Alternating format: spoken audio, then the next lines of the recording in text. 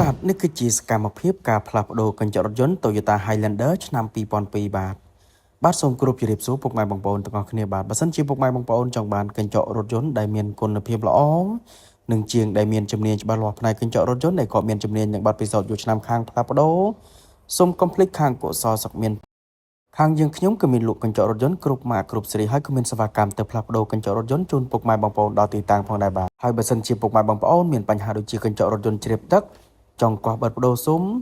ឬក៏មានចម្ងល់អ្វីផ្សេងទៅតាក់ទងជាមួយនឹងកញ្ចក់រថយន្តពុកម៉ែបងប្អូនអាចឆាតចូល page សួរព័ត៌មានផ្ទាល់ក៏បានឬក៏ពុកម៉ែបងប្អូនអាច call តាមរយៈលេខទូរស័ព្ទដែលខ្ញុំដាក់នៅលើ banner ផ្ទាល់នឹងក៏បាន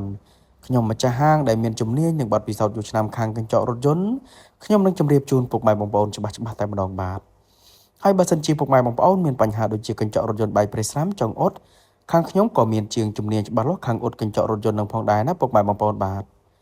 ឥឡូវនឹងការផ្លាស់ប្ដូរកញ្ចក់រថយន្ត Toyota Highlander ឆ្នាំ2002នឹងគឺបានរួចរាល់បាទអរគុណច្រើនសម្រាប់ពុកម៉ែបងប្អូនដែលទស្សនាវីដេអូនេះចុងក្រោយសូមអរគុណគ្រប់ជ្រាបលា